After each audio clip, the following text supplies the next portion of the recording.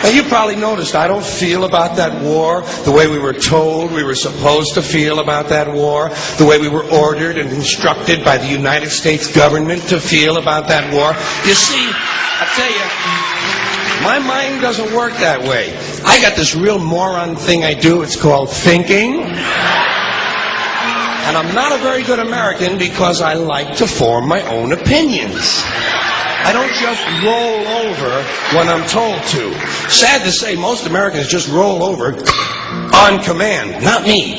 I have certain rules I live by. My first rule, I don't believe anything the government tells me. Nothing. Zero. Nope.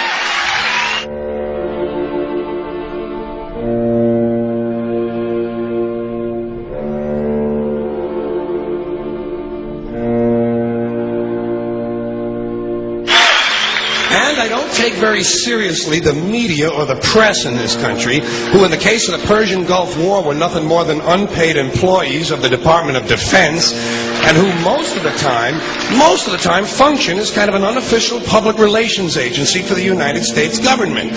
So I don't listen to them. I don't really believe in my country. And I gotta tell you folks, I don't get all choked up about yellow ribbons and American flags.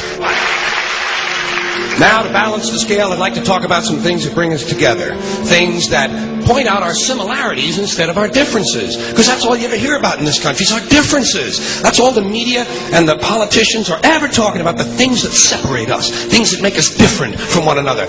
That's the way the ruling class operates in any society. They try to divide the rest of the people. They keep the lower and the middle classes fighting with each other so that they, the rich, can run off with all the fucking money. Fairly simple thing happens to work. You know, anything different, that's what they're going to talk about. Race, religion, ethnic and national background, jobs, income, education, social status, sexuality, anything you can do, keep us fighting with each other so that they can keep going to the bank. You know how I describe the economic and social classes in this country? The upper class keeps all of the money, pays none of the taxes. The middle class pays all of the taxes, does all of the work. The poor are there just to scare the shit out of the middle class.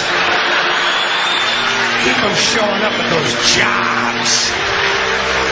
Politicians know that word. They use it on you. Politicians have traditionally hidden behind three things: the flag, the Bible, and children. No child left behind. No child left behind. Oh, really? Well, it wasn't long ago you were talking about giving kids a head start.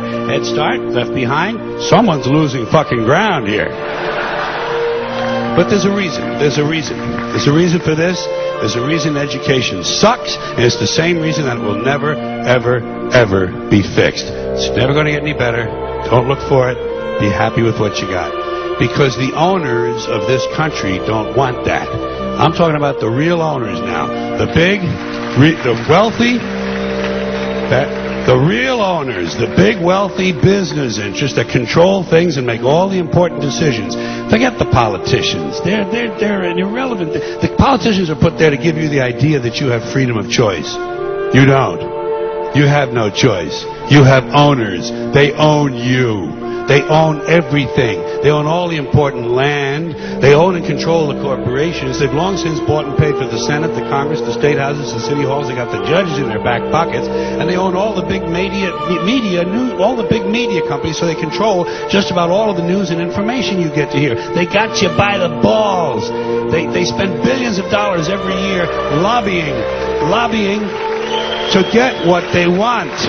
Well, we know what they want. They want more for themselves and less for everybody else. But I'll tell you what they don't want. They don't want a population of citizens capable of critical thinking. They don't want well-informed, well-educated people capable of critical thinking. They're not interested in that. That doesn't help them. That's against their interest. That's right. You know something? They don't want people who are smart enough to sit around the kitchen table and figure out how badly they're getting fucked by a system that threw them overboard 30 fucking years ago. They don't want that. You know what they want? They want obedient workers. Obedient workers, people who are just smart enough to run the machines and do the paperwork, and just dumb enough to passively accept all these increasingly shittier jobs with the lower pay, the longer hours, the reduced benefits, the end of overtime, and the vanishing pension that disappears the minute you go to collect it. And now they're coming for your Social Security money. They want your fucking retirement money. They want it back so they can give it to their criminal friends on Wall Street. And you know something? They'll get it. They'll get it all from you sooner or later because they own this fucking place. It's a big club, and you ain't in it. You and I are not in the big club.